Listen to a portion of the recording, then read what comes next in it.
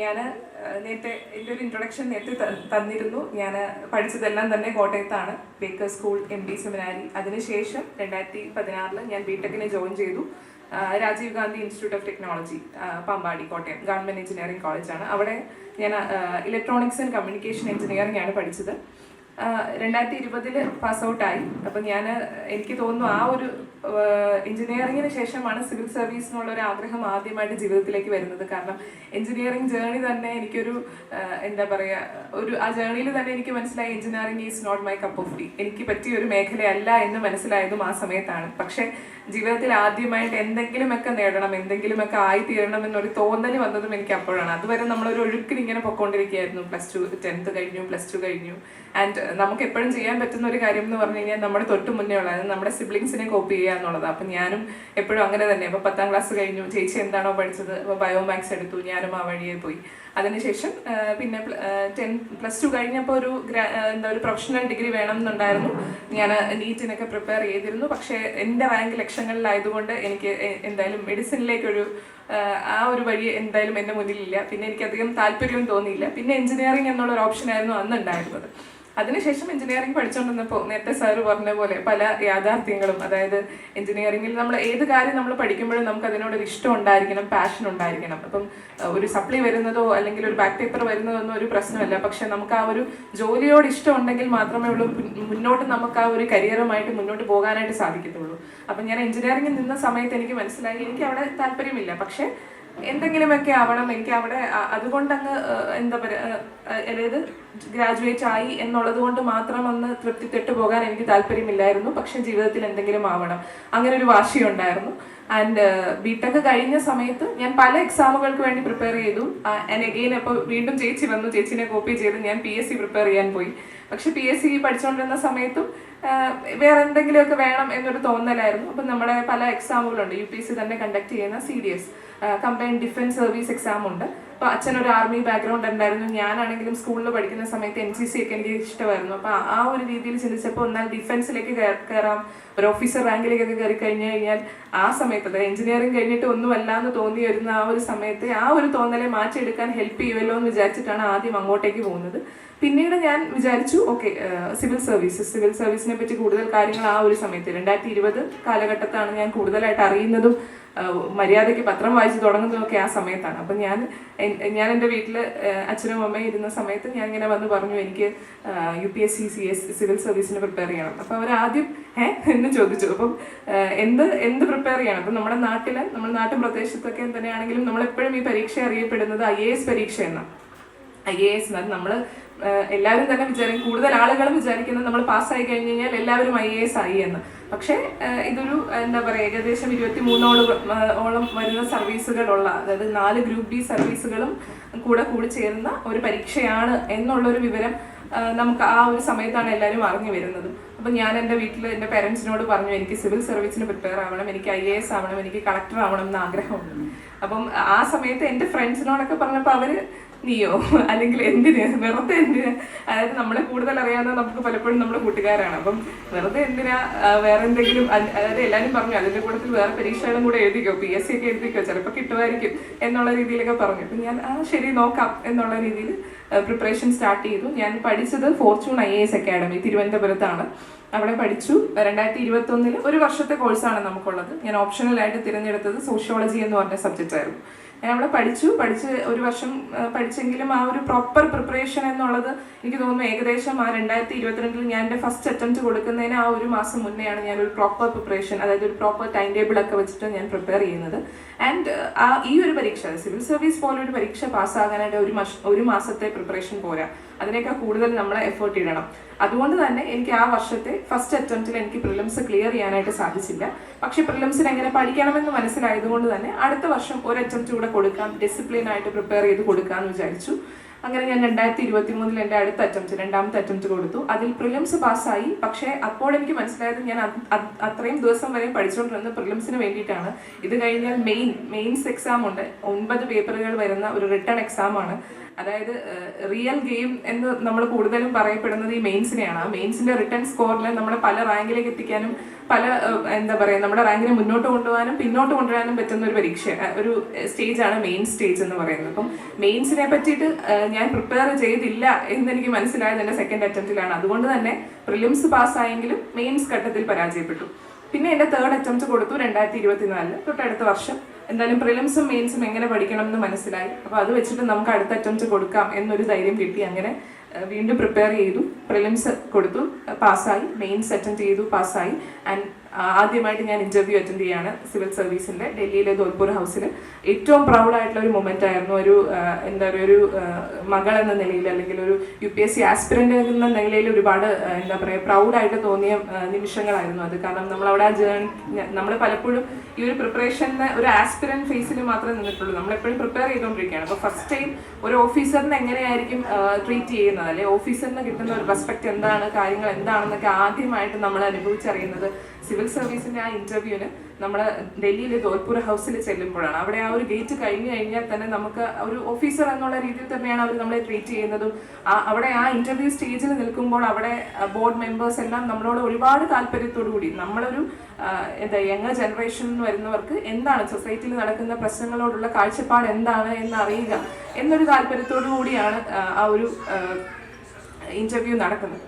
അതിനുശേഷം വളരെയധികം പ്രതീക്ഷയോടുകൂടി നമ്മൾ ഇന്റർവ്യൂ കഴിഞ്ഞു 2024. ആൻഡ് എൻ്റെ ഒരു റിസൾട്ട് ആ വർഷം 2025 ഏപ്രിൽ റിസൾട്ട് വന്നു.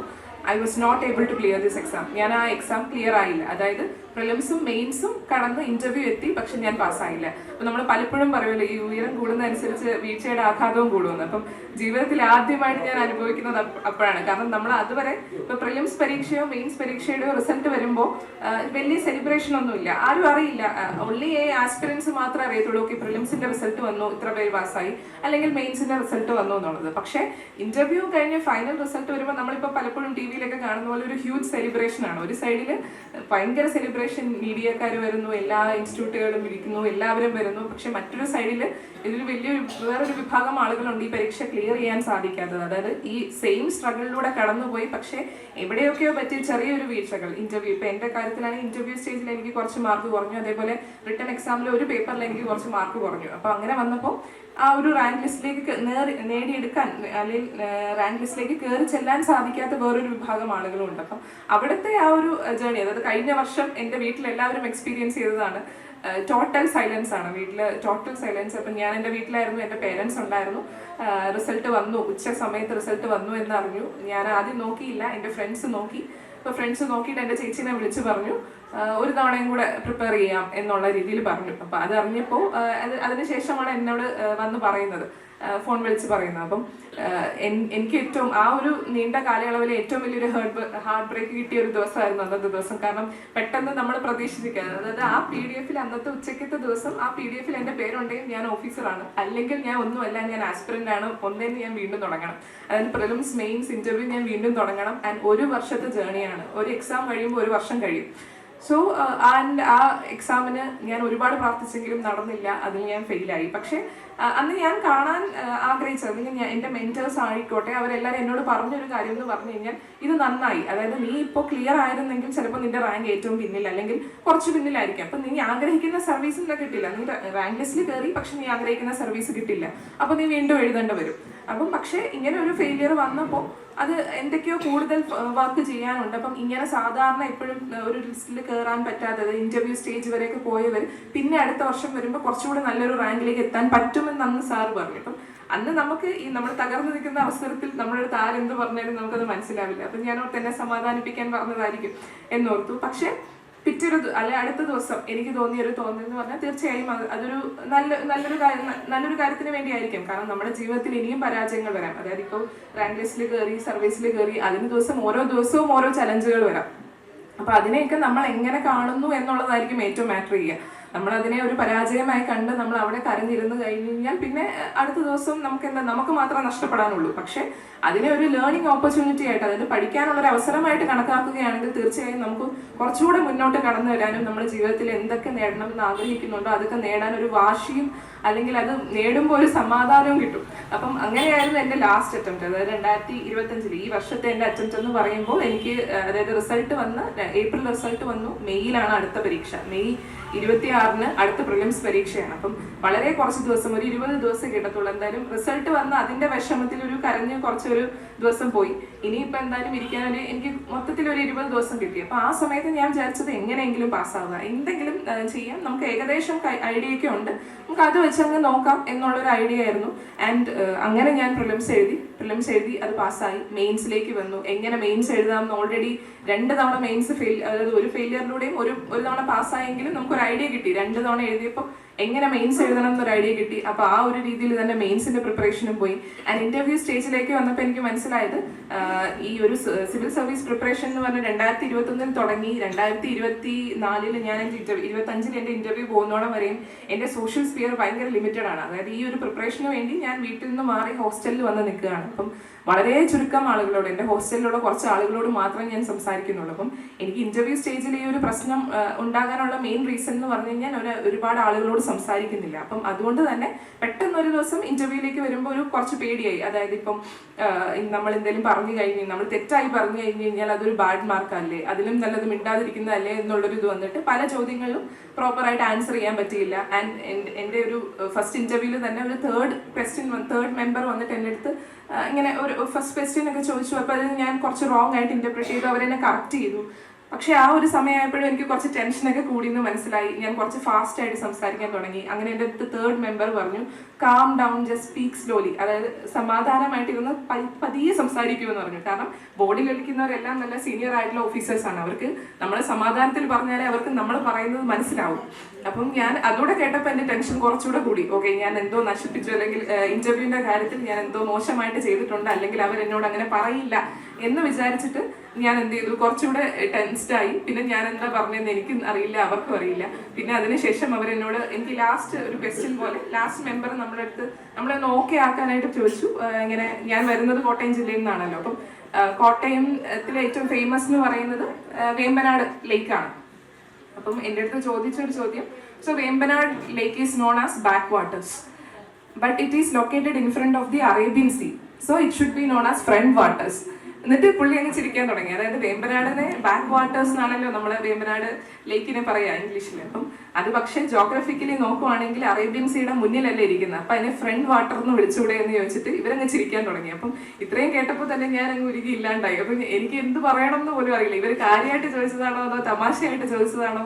അപ്പം ഞാൻ ഇങ്ങനെ ജോഗ്രഫിക്കലി സർ ബാക്ക് സൈഡിലാണ്, but I don't know the exact reason എന്ന് പറഞ്ഞിട്ട് അത് ഞാൻ പിന്നെയും ടെൻസ്ഡായി. ആൻഡ് എനിക്ക് പേഴ്സണലി ഫീൽ ചെയ്തത് എൻ്റെ മുന്നിൽ ഇരുന്ന ഇന്റർവ്യൂവറിന് കിട്ടിയ ഒരു എക്സ്പീരിയൻസ് എന്ന് പറഞ്ഞ ഒരു ഇമേജ് എന്ന് പറഞ്ഞു കഴിഞ്ഞാൽ ഈ കൊച്ചിന് എത്രയും പെട്ടെന്ന് ഇവിടെ ഇന്റർവ്യൂ കഴിഞ്ഞ് ഇവിടുന്ന് രക്ഷപ്പെടണം, ആ ഒരു ഫീലിംഗ് ആണ് കിട്ടിയെന്നാണ് തോന്നുന്നത്. അതെൻ്റെ മാർക്കിലും റിഫ്ലക്റ്റ് ആയി. അതെല്ലാം കൊണ്ടാണ് എൻ്റെ ആ ഒരു ഇന്റർവ്യൂ അത്യാവശ്യം നല്ല രീതിയിൽ പോയില്ല, എനിക്ക് ആ ഒരു വർഷം കിട്ടാതെ വന്നത്. പക്ഷെ ലാസ്റ്റ് അറ്റംപ്റ്റിലേക്ക് വന്നപ്പോൾ എങ്ങനെയാണ് ഇന്റർവ്യൂവിനെ ഫേസ് ചെയ്യേണ്ടത്, അല്ലെങ്കിൽ ഇന്റർവ്യൂ ബോർഡ് എന്ന് പറഞ്ഞു കഴിഞ്ഞാൽ ആ പ്രോസസ്സിനെ തന്നെ അറിയപ്പെടുന്ന പേഴ്സണാലിറ്റി ടെസ്റ്റ് എന്നാണ്. അപ്പം നമ്മുടെ പേഴ്സണാലിറ്റി, നമ്മൾ എന്തെങ്കിലും പറയാതെ നമ്മുടെ പേഴ്സണാലിറ്റി നമ്മുടെ മുന്നിൽ ഇരിക്കുന്ന ആൾക്ക് മനസ്സിലാവില്ല. അപ്പം നമുക്ക് കിട്ടുന്ന ഓപ്പർച്യൂണിറ്റീസ് ഒക്കെ മാക്സിമം ഗ്രാബ് ചെയ്യുക എന്നുള്ളതായിരുന്നു ആ ഒരു വർഷത്തെ, അതായത് 2025-ന്റെ എൻ്റെ ഒരു ലക്ഷ്യം. അപ്പം എന്തോ ഒരു ആദ്യം ഞാൻ ഭാഗ്യക്കേടെന്ന് വിചാരിച്ചെങ്കിലും പക്ഷെ എന്തോ ഒരു നിമിത്തം പോലെ കേരളത്തിൽ നിന്ന് പോകുന്ന ആദ്യത്തെ പിള്ളേരിലെ ഫസ്റ്റ് ദിവസം രാവിലെയാണ് എനിക്ക് ഇന്റർവ്യൂ. അതായത് ഇനി എനിക്ക് എന്നോട് എന്ത് ചോദിക്കുന്നോ അതിന്റെ ബേസിലായിരിക്കും ബാക്കിയുള്ള കേരളത്തിൽ നിന്ന് വരുന്ന കുട്ടികൾ വരാൻ പോകും. അപ്പം എനിക്ക് ജനുവരിയിലാണ് ഇന്റർവ്യൂ. ആൻഡ് ജനുവരിയിൽ കോൾഡ് വേവിന്റെ ഒരു സമയമാണ്, ഭയങ്കര തണുപ്പുമാണ്. ആൻഡ് ഞാൻ അവിടെ ചെന്നു. അപ്പം 2 രീതിയിൽ ആ ഒരു ഡേറ്റ് വന്നപ്പോൾ, അതായത് ഡിസംബറിലെ ഒരു പകുതി ആയപ്പോൾ നമുക്ക് ഡേറ്റ് വന്നു, ജനുവരി ആദ്യം ഇന്റർവ്യൂ. അപ്പം ഇന്റർവ്യൂവിന് വേണ്ടിയിട്ടുള്ള ആ ഒരു കോൾ ലെറ്റർ അല്ലെങ്കിൽ ആ ഒരു PDF വരുന്ന സമയത്ത് തന്നെ ഞാൻ ഒട്ടും എക്സ്പെക്ട് ചെയ്യുന്നില്ല ആദ്യത്തെ ദിവസമായിരിക്കും എൻ്റെ ഇന്റർവ്യൂ. ഞാൻ അതിനുശേഷമുള്ള ഡേറ്റുകളാണ് അന്വേഷിച്ചുകൊണ്ടിരിക്കുന്നത്. പക്ഷെ തപ്പി വന്നപ്പോൾ ഏറ്റവും ഫസ്റ്റ് പേജിൽ തന്നെ എൻ്റെ പേരുണ്ട്. നമുക്ക് നേരെ ഫസ്റ്റ് ഇന്റർവ്യൂ, ഇനി ഒന്നിനും നേരെയില്ല. നമ്മുടെ മറ്റേ CID മ്യൂസിക്കകത്ത് ബിന്ദു പണിക്കേണ്ട അവസ്ഥയുണ്ടല്ലോ, എന്ത് TV എടുക്കണോ ഫ്രിഡ്ജ് എടുക്കണോ എന്തെടുക്കണോ എന്നറിയാത്തൊരവസ്ഥ. അപ്പം ഞാൻ ഓർത്ത് ഓക്കെ, ഇനി ഒന്നും ചെയ്തിട്ട് കാര്യമില്ല, നേരെ അങ്ങോട്ട് പോവാ, ഫേസ് ചെയ്യുക, അത്രേ ഉള്ളൂ. അപ്പം നേരെ ചെന്നു. എന്തോ ഒരു ഭാഗ്യം പോലെ ഞാൻ ആദ്യം തന്നെ കേരളത്തിൽ നിന്ന് വന്നുകൊണ്ട് തന്നെ എനിക്ക് കിട്ടിയ ചോദ്യങ്ങളെല്ലാം തന്നെ ആൻസർ ചെയ്യാൻ പറ്റുന്നതാണ്. കൂടുതലും ചോദ്യങ്ങൾ കേരളത്തിന്റെ ടൂറിസം ഇൻഡസ്ട്രി, അപ്പോൾ അതിൽ നമുക്ക് എന്തെങ്കിലും ചാലഞ്ചസ് ഉണ്ടോ, എൻ്റെ ഒരു പെർസ്പെക്റ്റീവ് എന്താണ്, പിന്നെ അതേപോലെ തന്നെ കേരളത്തിലെ സ്ത്രീകൾക്കെതിരെയുള്ള അതിക്രമങ്ങൾ കൂടി വരുന്നുണ്ട്. അത് NCRBയുടെ ഒക്കെ ഡേറ്റ വരുമ്പോൾ അത്യാവശ്യം കൂടുതലാണ്. അപ്പം അതിനെന്തായിരിക്കും മേജർ റീസൺ, അല്ലെങ്കിൽ അതിനെ ടാക്കിൾ ചെയ്യാനായിട്ട് കുടുംബശ്രീക്ക് എന്തെങ്കിലും ചെയ്യാൻ സാധിക്കുമോ, പിന്നെ കുടുംബശ്രീ എങ്ങനെയാണ് വർക്ക് ചെയ്യുന്നതെന്ന് ചോദിച്ചു. ഞാൻ കുടുംബശ്രീയിൽ ഉണ്ടോ എന്ന് ചോദിച്ചപ്പം അമ്മയൊക്കെ കുടുംബശ്രീയിലൊക്കെ CDS 3rd ടയർ ഉണ്ടല്ലോ, അതിൽ CDSൽ കമ്മ്യൂണിറ്റി ഡെവലപ്മെന്റ് സൊസൈറ്റിയിൽ വൈസ് ചെയർപേഴ്സൺ ഒക്കെ ആയിട്ടുണ്ട്. അപ്പം കുറച്ച് എക്സ്പീരിയൻസസ് ഒക്കെ ഇവർ വന്ന് സംസാരിക്കുന്നത് വെച്ചിട്ട് എനിക്കുള്ളതുകൊണ്ട് ഞാൻ അത് വെച്ച് കുറച്ചൊക്കെ എനിക്ക് സംസാരിക്കാൻ പറ്റി. അതുപോലെ തന്നെ കൂടുതൽ ചോദ്യങ്ങളും കേരളവുമായി ബന്ധപ്പെട്ടുള്ള ചോദ്യങ്ങളായിരുന്നു. കേരളത്തിലെ പമ്പ നദിയിലെ പൊല്യൂഷൻ അത് തടയാനായിട്ട് അവിടുത്തെ ഒരു ഡിസ്ട്രിക്ട് കളക്ടറായിട്ട് അപ്പോയിന്റ് ചെയ്യുവാണെങ്കിൽ നിങ്ങൾ എന്തായിരിക്കും ആക്ഷൻസ് എടുക്കുക, അല്ലെങ്കിൽ ഒരു നക്സൽ അഫക്റ്റഡ് ആയിട്ടുള്ള ഒരു ഡിസ്ട്രിക്റ്റിൽ നിങ്ങൾ അപ്പോയിന്റ് ചെയ്യുകയാണെങ്കിൽ നിങ്ങൾ എങ്ങനെയായിരിക്കും അവിടെയുള്ള ആക്ഷൻസ് എടുക്കുക. അങ്ങനെ നമുക്ക് സംസാരിക്കാനായിട്ട് ഓപ്പർച്യൂണിറ്റി തരുന്ന രീതിയിലുള്ള ക്വസ്റ്റ്യൻസ് ആയിരുന്നു അവർ ചോദിച്ചത്. ആൻഡ് മോസ്റ്റ് ഇമ്പോർട്ടൻ്റ്ലി എൻ്റെ ഒരു എന്താ പറയുക, വളരെ റെയർ ആയിട്ട് വരുന്ന ഒരു കാര്യമാണ്, എൻ്റെ ഫസ്റ്റ് ഇൻ്റർവ്യൂവിനും എൻ്റെ സെക്കൻഡ് ഇൻ്റർവ്യൂവിൻ്റെയും ചെയർമാൻ സെയിം ആളായിരുന്നു, BB സ്വെയിൻ സാറായിരുന്നു. അപ്പം ഞാൻ എൻ്റെ രണ്ടാമത്തെ ഇൻ്റർവ്യൂവിൽ ഞാൻ സെയിം റൂമിൽ സെയിം വെയിറ്റിംഗ് സ്ഥലത്തൊക്കെയാണ് ഇരിക്കുന്നത്. ആൻഡ് റൂമിലേക്ക് കയറി അറ്റയറിന് മാത്രമേ വ്യത്യാസമുള്ളൂ. കയറി ചെന്നപ്പോഴേ ആദ്യം അദ്ദേഹം എന്നോട് ചോദിച്ചത് ഹാവ് വി മെറ്റ് ബിഫോർ, നമ്മളിതിന് മുന്നേ കണ്ടിട്ടുണ്ടോന്ന്. അപ്പം ഞാൻ സാറിനോട് പറഞ്ഞു യെസ് സാർ, നമ്മൾ ലാസ്റ്റ് ഇയർ വന്നിട്ടുണ്ട്. അപ്പം 2 ചാൻസ് ഉണ്ട്, സാറിന് വേണമെങ്കിൽ അത് ഓർത്തെടുത്തിട്ട് ഓക്കെ ഈ കൊച്ചന്ന് എല്ലാം കുളവാക്കിയിട്ട് പോയതാണ് എന്ന് വിചാരിക്കാം. പിന്നെ രണ്ടാമത്തേതെന്ന് വെച്ച് കഴിഞ്ഞാൽ നമുക്ക് ആ ഒരു നല്ലൊരു ഇംപ്രഷൻ ക്രിയേറ്റ് ചെയ്യാം. അന്ന് അത്ര നന്നായിട്ട് പെർഫോം ചെയ്തില്ല, പക്ഷെ ഇത്തവണ കുഴപ്പമില്ല എന്നുള്ളൊരു ഫീലിംഗ് കൊണ്ടുവരാമെന്ന് തോന്നി. ആൻഡ് ഐ തിങ്ക് ആ ഇന്റർവ്യൂവും കുറച്ച് കുഴപ്പമില്ലാതെ അങ്ങ് പോയി. എൻ്റെ ഇന്റർവ്യൂ തുടങ്ങിയതും അവസാനിച്ചതും ഒക്കെ ഒരു ചിരിയിലായിരുന്നു. എല്ലാവരും ഭയങ്കര എൻഗേജിങ് ആയിരുന്നു. അപ്പോൾ പലപ്പോഴും നമ്മൾ ഈ യൂട്യൂബ് വീഡിയോസിലൊക്കെ ഭയങ്കര എന്താ പറയുക, ഈ UPSC മെമ്പേഴ്സ് ഒക്കെ ഭയങ്കരമായിട്ട് ആൾക്കാരോട് ഷൗട്ട് ചെയ്യുന്നത് പോലെയും ഒക്കെ പല വീഡിയോസൊക്കെ നമ്മൾ കാണാറുണ്ടല്ലോ, ഇന്റർവ്യൂസ് ഒക്കെ. പക്ഷെ ആക്ച്വൽ UPSC ഇന്റർവ്യൂ അങ്ങനെ ഒന്നുമല്ല. അവർ വളരെയധികം താല്പര്യത്തോടു കൂടിയാണ് നമ്മളിൽ നിന്ന്, അതായത് ഏറ്റവും യങ്സ്റ്റേഴ്സിൽ നിന്ന്, അതായത് യങ് ജനറേഷനിൽ നിന്ന് നമ്മുടെ ചുറ്റുപാടും നടക്കുന്ന പ്രശ്നങ്ങളെ കുറിച്ചുള്ള അവരുടെ കാഴ്ചപ്പാടുകൾ, അവരെങ്ങനെയാണ് അതിനെ നോക്കി കാണുന്നത് എന്നുള്ള കാര്യങ്ങളൊക്കെ അറിയാനാണ് അവർക്ക് ഏറ്റവും താല്പര്യം. അപ്പം അത്രയും ഇൻട്രസ്റ്റോടു കൂടിയാണ് ഇരിക്കുന്നത്. ആൻഡ് നമ്മൾ അവിടെ പോയി ബ്ലഫ് ചെയ്യരുത്, അറിയാവുന്ന കാര്യം അറിയുക, അറിയില്ലെങ്കിൽ അറിയില്ല എന്ന് കോൺഫിഡൻ്റ് ആയിട്ട് പറയുക, ഇത്രയും മാത്രമേ അവിടെ മാറ്റർ ചെയ്യുന്നുള്ളൂ. അങ്ങനെയായിരുന്നു എൻ്റെ ഈ ഒരു UPSC ജേർണി പോയത്. ആൻഡ് 2025 ഇന്റർവ്യൂ കഴിഞ്ഞു. ആൻഡ് മാർച്ച് 6 നമ്മുടെ റിസൾട്ട് വരുന്നത്.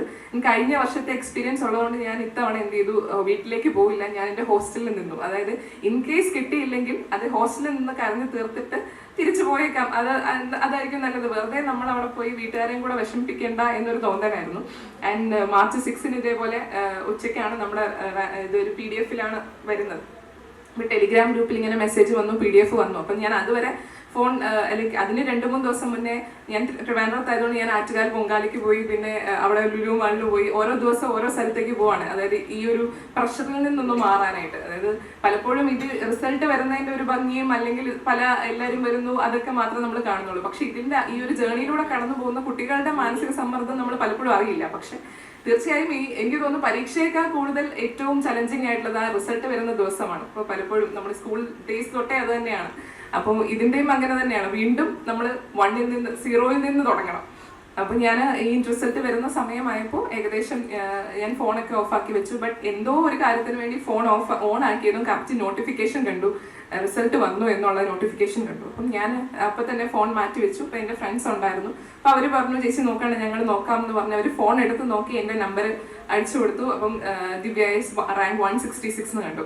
അപ്പോഴേ അവർ ഇങ്ങനെ പറഞ്ഞു. അപ്പം പക്ഷേ നമ്മൾ പലതവണ ഫെയിലിയേഴ്സ് ഫേസ് ചെയ്ത ഒരാൾക്ക് ഇത് പെട്ടെന്ന് വിശ്വസിക്കാൻ ബുദ്ധിമുട്ടായിരിക്കും. അപ്പം ഞാൻ ആദ്യം ചോദിച്ചത് ഫേക്ക് PDF ആണോ, ഉറപ്പാണോ നമ്മുടെ, കാരണം പലപ്പോഴും ഫേക്ക് PDF റിസൾട്ട് വരാറുണ്ട് പ്രിലിംസിന്റെ സമയത്തൊക്കെ. ഒരു തവണ ഈ കഴിഞ്ഞ വർഷം വന്നിട്ടുമുണ്ട്. അപ്പം ഞാൻ പറഞ്ഞത് ശരിയാണോ ഉറപ്പിച്ച് നോക്കൂ. അപ്പം ഞാൻ നമ്പരും അടിച്ചു നോക്കി, എൻ്റെ പേരും നോക്കി. കാരണം ദിവ്യ ഭയങ്കര കോമൺ നെയിമാണ്. അതുകൊണ്ട് എല്ലാ വർഷവും ഒരു ദിവ്യ റാങ്ക് ലിസ്റ്റിലുണ്ടാവും. പക്ഷെ അത് നമ്മൾ തന്നെ ആവണം എന്നൊരു ഉറപ്പ് വരുത്താനായിട്ട് 2 തവണ നോക്കി. ആൻഡ് ഫൈനലി എനിക്ക് ക്ലിയർ ആയി 166 എൻ്റെ റാങ്ക് ആണെന്ന് മനസ്സിലായി. അപ്പോൾ പിന്നീട് എന്താ പറയുക, പിന്നീട് ഒരു സമാധാനമായിരുന്നു. കാരണം പലപ്പോഴും എനിക്കൊരു സങ്കടമൊക്കെ, അതായത് സങ്കടം കാര്യങ്ങളൊക്കെ കഴിഞ്ഞ അറ്റംപ്റ്റുകളിലൊക്കെ അങ്ങ് തീർന്നു. അപ്പോൾ എന്നെ സംബന്ധിച്ചിടത്തോളം ഒരു സമാധാനമായിരുന്നു. ഇനി ഈ പരീക്ഷ എഴുതണ്ട, ഞാൻ ഈ ലൂപ്പിൽ നിന്ന് പുറത്ത് കടന്നു, ഇനി ഈ പരീക്ഷ എഴുതണ്ട. ആൻഡ് പിന്നെ നടന്നതെല്ലാം എനിക്ക് തോന്നുന്നു പെട്ടെന്ന് ഒരു റാങ്ക് ലിസ്റ്റ് വന്നപ്പോൾ ജീവിതം മാറി മറിഞ്ഞു എന്ന് തോന്നുന്ന ഒരു മൊമെന്റ്സ് ആയിരുന്നു. കാരണം ഒരുപാട് ആളുകൾ വിളിക്കുന്നു. അതുവരെ ഞാൻ അവിടെ ഉണ്ടോന്ന് പോലും എൻ്റെ പഞ്ചായത്തിലുള്ളവർക്ക് എന്നെ കണ്ടുപിടിക്കാൻ ഭയങ്കര പാടായിരുന്നു. കാരണം 5 വർഷമായിട്ട് ഞാൻ അവിടെ ഇല്ല. അപ്പൊ എന്റെ അമ്മ കുറച്ച് ആക്റ്റീവായിട്ടുള്ള സോഷ്യൽ ആക്ടിവിറ്റീസിലൊക്കെ നന്നായിട്ട് പങ്കെടുക്കുന്നതുകൊണ്ട് ആളെ വെച്ചിട്ടാണ് എന്നെ ഐഡന്റിഫൈ ചെയ്തത്. ഓക്കെ, ഇങ്ങനെ ഒരു കൊച്ചി പഞ്ചായത്തിലുണ്ടെന്നുള്ളത്. അപ്പം പിന്നീട് ഒരുപാട് സന്തോഷകരമായ ദിവസങ്ങളായിരുന്നു കടന്നുപോയത്.